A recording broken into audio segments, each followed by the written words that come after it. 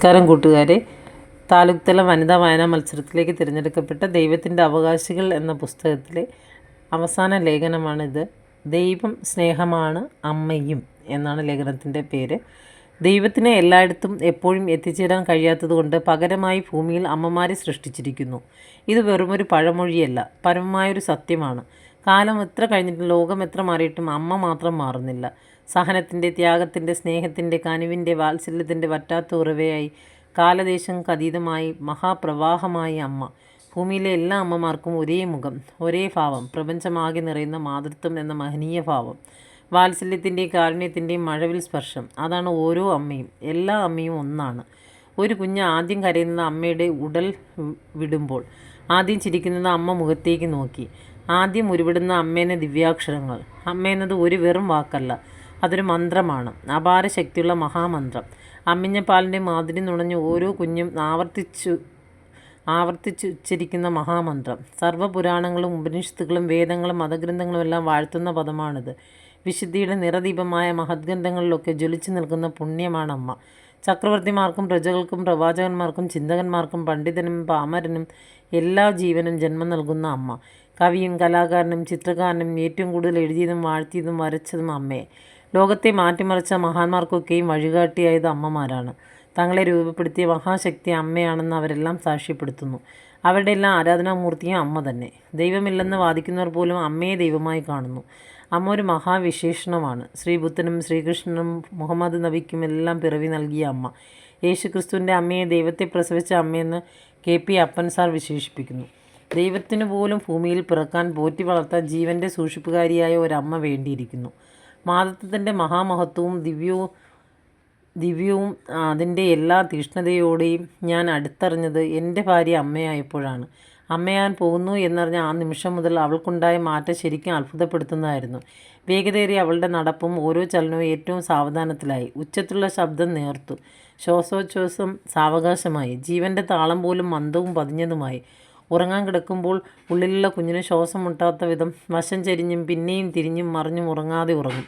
ഉണരുമ്പോൾ ധൃതിപ്പെട്ട് എഴുന്നേൽക്കാതെ പതിയെ എണീറ്റും, ഏറെ ഇഷ്ടമുള്ള ഭക്ഷണങ്ങൾ പലതും മടിയില്ലാതെ ഉപേക്ഷിച്ചും, ഇഷ്ടമില്ലാത്ത സ്വതോടെ ഭക്ഷിച്ചും, ശീലങ്ങളും രീതികളും ദിനചര്യകളും എല്ലാം ഇഷ്ടത്തോടെ മാറ്റിയ ദിനങ്ങൾ. എല്ലാം ഉദരത്തിലുള്ള കുഞ്ഞിൻ്റെ സുരക്ഷയോർത്ത് മാത്രം.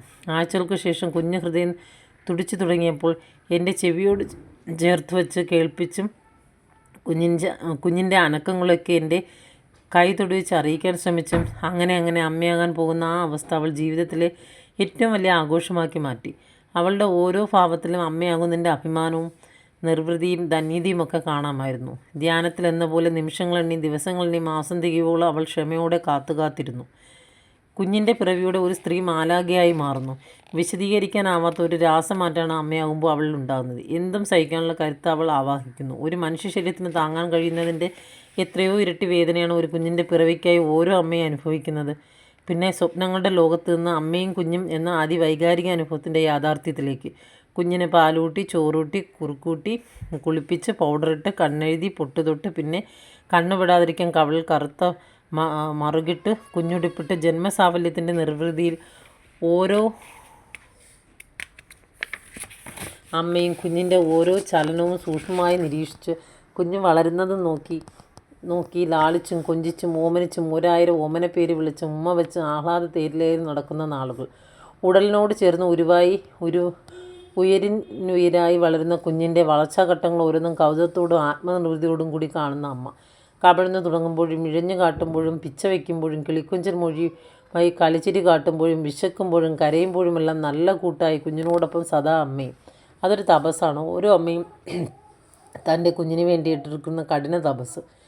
എപ്പോഴും കുറുമ്പ് കാട്ടി കൂടി നടക്കുന്ന പൊന്നോമനയെ എല്ലാം ഒരുക്കി സ്കൂളിലേക്ക് അയക്കുമ്പോൾ ഒരു നിമിഷം പോലും വേർപിരിയാൻ കഴിയാതെ വിഷാദിക്കുന്ന അമ്മ. പിന്നെ മാറോട് ചേർത്ത് ഒരര മുത്ത് നൽകി സ്കൂളിലേക്ക് കുഞ്ഞിൻ്റെ കൈപിടിച്ച് അവൾ ഒപ്പം നടക്കും. വീട്ടിലെത്തുമ്പോൾ വിശക്കുമെന്നോർത്ത് ഇഷ്ടമുള്ള പലഹാരങ്ങളുണ്ടാക്കി വഴിക്കണ്ണുമായി കുഞ്ഞിൻ്റെ വരവ് നോക്കി അക്ഷമയായി കാത്തിരിക്കും. കുഞ്ഞെത്തിയാൽ വിശേഷങ്ങളും കിന്നാരങ്ങളും പിന്നെ ഒരു ഉത്സവമാണ്. ഓരോന്ന് പറഞ്ഞ് അതിനിടയിൽ ഉണ്ടാക്കിയത് മുഴുവൻ കഴിപ്പിക്കും. മഞ്ഞും മഴയും വെയിലും ഏൽക്കാതെ കരുതലോടെ കാവലായിരിക്കും. താഴത്ത് വയ്ക്കാതെ എടുത്തു നടന്നും താരാട്ടുപാടിയും നെഞ്ചിൽ കിടത്തി കഥകൾ പറഞ്ഞുറക്കിയും ആ അനർഘ നിമിഷങ്ങൾ ആസ്വദിക്കും. കുഞ്ഞിൻ്റെ ദേഹത്തൊരൽപ്പം ചൂട് കൂടിയാൽ ഒന്ന് ചുമച്ചാൽ വെപ്രാളപ്പെട്ട് ഹോമിയോയും അലോപ്പതിയും ആയുർവേദവും സ്നേഹം ചാലിച്ച് നൽകും. ഉറങ്ങാതിരുന്ന് ഉത്കണ്ഠയൊഴിയാത്ത മിഴികളുമായി ഇടയ്ക്കിടെ നെറ്റിയിലും നെഞ്ചിലുമെല്ലാം തൊട്ട് ഉഷ്ണത്തിൻ്റെ തോത് അളന്ന് പുലരും വരെ കണ്ണി ചിമ്മാതെ കുഞ്ഞിനെയും നോക്കിയിരിക്കും. വീണ്ടും അടുത്ത ദിവസത്തെ ഒരുക്കങ്ങളുമായി ഓടി നടക്കും. പിന്നെയും കുഞ്ഞിൻ്റെ ലോകത്തേക്ക് ഒതുങ്ങിക്കൂടും. എപ്പോഴും കൂടെ ഉണ്ടായിട്ടും പ്രത്യേകിച്ച് ഓർക്കാതിരുന്ന എൻ്റെ അമ്മയെ ഞാൻ ഓർക്കുന്നു. അമ്മയും ഇങ്ങനെ ആയിരുന്നുവല്ലോ. എല്ലാ അമ്മമാരും ഇങ്ങനെ ആയിരിക്കുമല്ലോ. ഒരായുസ് മുഴുവൻ കുടുംബത്തിനും മക്കൾക്കുമായി ചെലവിട്ട് ഇപ്പോൾ ആരോഗ്യം കുറഞ്ഞ വാർദ്ധക്യത്തിൻ്റെ അടയാളങ്ങൾ അവശതകളുമായ അമ്മ ഒരു കാലത്ത് എത്ര ആരോഗ്യവതിയും സുന്ദരിയുമായിരുന്നു. എങ്കിലും ഇപ്പോഴും എല്ലാ കാര്യങ്ങളും അന്വേഷിച്ച് എല്ലാം അറിഞ്ഞും എല്ലാറ്റിലും ഇടപെട്ടും ഇണങ്ങിയും പിണങ്ങിയും പരിഭവം പറഞ്ഞും ശാസിച്ചും ഉപദേശിച്ചും പേരക്കിടാങ്ങൾക്ക് നല്ല മുത്തശ്ശിയായി, കുടുംബത്തിൻ്റെ ഐശ്വര്യമായി, ശക്തിയായി, സൗന്ദര്യമായി, സൗഭാഗ്യമായി, പുണ്യമായി അമ്മ. എൻ്റെ മനസ്സറിയുന്ന, ഇഷ്ടങ്ങളെന്ന, എന്നിലെ എന്നെ അറിയുന്ന, എൻ്റെ എല്ലാം അറിയുന്ന അമ്മ. ഒരു വ്യക്തി ഭൂമിയിൽ ഏറ്റവും സുരക്ഷിതമായിരിക്കുന്നത് അമ്മയുടെ ഉദരത്തിനുള്ളിലാണ്. അപാരമായ ശാന്തതയും സ്വസ്ഥതയും സ്നേഹവും സാന്ത്വനവും സമാധാനവും അനുഭവിക്കുന്ന അമ്മയുടെ മടിത്തട്ടിൽ. അമ്മയല്ലാതൊരു ദൈവമുണ്ടോ? അതിനും വലിയൊരു കോവിലുണ്ടോ? അമ്മയെ, അവിടുത്തെ മുന്നിൽ ഞാനാരെ, ദൈവമാരെ എന്ന് അമ്മയുടെ മഹാത്മ്യത്തെ കവികൾ വാഴ്ത്തി. എന്ത് വരം വേണമെങ്കിലും ചോദിച്ചോളൂ എന്ന് പറഞ്ഞ ദൈവത്തോട് രത്നങ്ങളും പവിഴങ്ങളും സ്വർണവും സ്വത്തും ദീർഘായുസ്സും ഒന്നും വേണ്ട, കാലം കവർന്നെടുത്ത് എൻ്റെ അമ്മയെ തിരിച്ചു തരൂ എന്ന് പറഞ്ഞ മറ്റൊരു കവി. അമ്മ എന്ന മഹാവിസ്മയത്തെക്കുറിച്ച് എത്രയെത്ര കവിതകൾ, കലാസൃഷ്ടികൾ, കഥകൾ. മഴയത്ത് നനഞ്ഞൊലിച്ച് വീട്ടിലെത്തിയപ്പോൾ കുടയെടുക്കാതെ പോയതെന്തെന്ന് ചോദിച്ച് അച്ഛൻ ദേഷ്യപ്പെട്ടു. ജലദോഷം വരുമെന്ന് അറിയില്ലേ എന്ന് ജ്യേഷ്ഠൻ ശകാരിച്ചു. എല്ലാവരും അവനെ വഴക്കു പറഞ്ഞപ്പോൾ അമ്മ മാത്രം ഓടിവന്ന് അവൻ്റെ തല തോർത്തിക്കൊണ്ട് മഴയെ വഴക്കു പറഞ്ഞു. ഈ മഴയ്ക്ക് ഇത് എന്തിൻ്റെ കുഴപ്പമാ? എൻ്റെ കുഞ്ഞ് വീട്ടിലെത്തിയിട്ട് അതിന് പെയ്താൽ പോരായിരുന്നോ? ഒറ്റ കണ്ണിയുടെ മകനെന്ന പരിഹാസവും ഒരു കണ്ണില്ലാത്ത അമ്മയുടെ വൈരൂപ്യവും കാരണം അയാൾ അമ്മയെ വെറുത്തു. അമ്മയെ ഉപേക്ഷിച്ച് ഭാര്യയോടൊപ്പം അകലെ ഒരിടത്ത് ആർഭാടത്തോടെ ജീവിതം ആസ്വദിച്ച് ആഘോഷമായി കഴിയുമ്പോൾ ഒരു നാൾ അയാൾ അറിഞ്ഞു, കുഞ്ഞായിരിക്കുമ്പോൾ അപകടത്തിൽപ്പെട്ട നഷ്ടമായ തൻ്റെ ഒരു കണ്ണിന് പകരം അമ്മ ദാനമായി നൽകിയ അമ്മയുടെ കണ്ണാണ് തനിക്കുള്ളതെന്ന്. താൻ ഒറ്റക്കണ്ണനാകാതിരിക്കാനാണ് അമ്മ ഒറ്റക്കണ്ണിയായതെന്ന്. അങ്ങനെ കണ്ണും കരളും ജീവൻ പോലും മക്കൾക്ക് പകുത്തു നൽകിയ എത്ര അമ്മമാർ. ഇടശ്ശേരിയുടെ പൂതപ്പാട്ടിൽ പൂതം പിടിച്ചുകൊണ്ട് പോയ ഉണ്ണിയെ അന്വേഷിച്ച് നടക്കുന്ന അമ്മ. മകനെ വിട്ടുകൊടുക്കാനായി ഭൂതം ആവശ്യപ്പെടുന്ന അമ്മയുടെ കണ്ണുകളാണ്. രണ്ട് കണ്ണും ഒരു മടിയും കൂടാതെ പറിച്ചെടുത്ത് ഭൂതത്തിൻ്റെ മുമ്പിൽ വച്ചു കൊടുത്ത അമ്മ. കണ്ണു കാണാതായ അമ്മയുടെ മുമ്പിലേക്ക് മറ്റൊരു ഉണ്ണിയെ വച്ചു കൊടുത്തു ഭൂതം. പക്ഷേ കണ്ണു കാണാതായിട്ടും സ്വന്തം ഉണ്ണിയെ തിരിച്ചറിയാൻ അമ്മയ്ക്ക് കഴിഞ്ഞു. ഒടുവിൽ അമ്മയോട് ക്ഷമ ചോദിച്ച് ഭൂതം വേഗം തന്നെ അമ്മയുടെ ഉണ്ണിയെ തിരിച്ചു കൊടുത്തു. വീട് ഉപേക്ഷിച്ചു പോയ മകൻ കാലങ്ങൾക്ക് ശേഷം ഒരു അർദ്ധരാത്രി തിരികെ വീട്ടിലെത്തുമ്പോൾ വിളക്കണയ്ക്കാതെ ചോറും വിളമ്പി വെച്ച് തന്നെയും പ്രതീക്ഷിച്ചിരിക്കുന്ന അമ്മ. താൻ ഇന്ന് വരുമെന്ന് അമ്മ എങ്ങനെ അറിഞ്ഞുവെന്ന് മകൻ അത്ഭുതം കൂറിയപ്പോൾ അമ്മ പറഞ്ഞു, നീ പോയ അന്നു മുതൽ എന്നും ഞാനിങ്ങനെയായിരുന്നു. ഒരു നാൾ നീ വരുമെന്നോർത്ത് എന്നും ഇങ്ങനെ ചോറും വിളമ്പി വഴിക്കണ്ണുമായി ഞാൻ. അതെ, അതാണ് അമ്മ. കുടുംബത്തിൽ മുഴുവൻ ഉത്തരവാദിത്വവും സ്വയം ഏറ്റെടുത്ത് എല്ലാവർക്കും നന്മ മാത്രം നൽകി ഓരോ അമ്മയും കുടുംബത്തിനും മക്കൾക്കും വേണ്ടി ജീവിക്കുന്നു. മക്കളെക്കുറിച്ചുള്ള സ്വപ്നങ്ങളും പ്രതീക്ഷകളും മക്കൾക്കായുള്ള ആശംസകളും പ്രാർത്ഥനകളും മാത്രമാണ് ഓരോ അമ്മയുടെയും മനസ്സിൽ. മക്കളുടെ വളർച്ചയും ഉയർച്ചയും മക്കളെ ചൊല്ലിയുള്ള ചിന്തകളും മാത്രമാണ് ഓരോ അമ്മയുടെയും ഹൃദയത്തിൽ. ഓരോ പൂമുഖവാതിൽക്കലും മക്കൾ പുറത്തേക്ക് പോകുമ്പോൾ പിടയുന്ന മനസ്സുമായി നിൽക്കുന്ന അമ്മയുടെ നിറകണ്ണുകൾ കാണാം. ഓരോ ജനാലക്കരികിലും പടി കടന്നു പോയ മക്കൾ തിരിച്ചു വരുന്നു നോക്കി കാത്തിരിക്കുന്ന അമ്മയുടെ നെടുവീർപ്പുകളും ദീർഘനിശ്വാസങ്ങളും കേൾക്കാം. ഓരോ അടുക്കളയിലും മക്കൾക്കായി മനമുരുകി കരയുന്ന അമ്മയുടെ പ്രാർത്ഥനകൾ കേൾക്കാം. പ്രണയപരവശനായ കാമുകൻ ചോദിച്ചു, ഞാൻ നിനക്കെന്തു സമ്മാനം നൽകണം? ഭാവം ഏതും കൂടാതെ കാമുകി പറഞ്ഞു, നിൻ്റെ അമ്മയുടെ ഹൃദയം. കാമുകൻ പിന്നെ ഒന്നും ഓർത്തില്ല.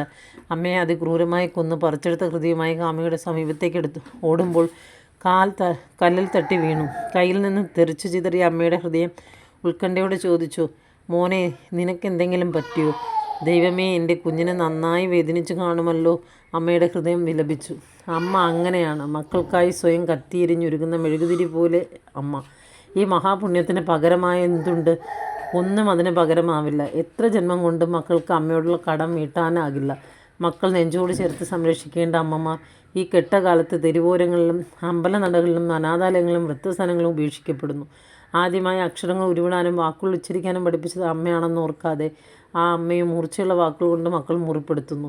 ഭക്തിയോടെ തൊഴുതു നിൽക്കേണ്ട മക്കളുടെ കരങ്ങൾ അമ്മമാരെ തലക്കടിച്ചും കഴുത്തു നേരിച്ചും കൊലപ്പെടുത്തുന്നു. അപ്പോഴും വളർത്താനും വാരി എടുക്കാനും വാത്സല്യത്തോടെ ചോറിട്ടും നീട്ടിയ കൈകൾ കൂപ്പി യാചിക്കുകയല്ലാതെ അമ്മ മക്കളെ ശപിക്കുന്നില്ല. എപ്പോഴും മക്കൾക്ക് അനുഗ്രഹം മാത്രം നൽകിക്കൊണ്ട് അമ്മ സർവ്വം സഹായ അമ്മ. അമ്മയ്ക്ക് പകരം അമ്മ മാത്രം. ആശ്വാസത്തിൻ്റെ കുളിർനിലാവായി, സാന്ത്വനത്തിൻ്റെ അമൃതമഴയായി, കാരുണ്യത്തിൻ്റെ മഹാസമുദ്രമായി, സ്നേഹത്തിൻ്റെ സൂര്യനായി അമ്മ. നന്ദി. ഇനി ഒരു ഇൻ്റർവ്യൂ ആണുള്ളത്. അദ്ദേഹം ഒരു ശ്രീ പ്രേംകുമാർജി നമ്മുടെ ഒരു മാധ്യമത്തിന് നൽകിയ ഒരു ഇൻ്റർവ്യൂ കൂടെയാണ് ഇതിൻ്റെ ഒരു അനുബന്ധമായിട്ട് വരുന്നത്. അതുകൂടി സമയമുള്ളതുപോലെ അത് ചെയ്തിരിക്കാം. കുറച്ച് സ്പീഡ് കൂടിപ്പോയി എന്നറിയാം. അപ്പോൾ അടുത്ത ഞായറാഴ്ചയാണ് മത്സരം വരുന്നത്. അപ്പോൾ എല്ലാവരും തയ്യാറെടുക്കുക. സ്പീഡ് കൂടി വീഡിയോസ് നിങ്ങൾ പ്ലേബാക്ക് സ്പീഡ് കുറച്ച് നിങ്ങളുടെ സൗകര്യപ്രദം കാണുക. അഭിപ്രായങ്ങൾ എന്തെങ്കിലും ഉണ്ടെങ്കിൽ കമൻറ്റ് ചെയ്യുക. വേഗത്തിൽ വായിക്കുമ്പോൾ തന്നെ കുറച്ച് അവിടെ അലോസരപ്പെടുത്തുന്ന ചില നാക്കുപിഴകളൊക്കെ ഉണ്ടായിരിക്കും. അതിന് നിങ്ങളോട് ക്ഷമ ചോദിക്കുന്നു. നന്ദി.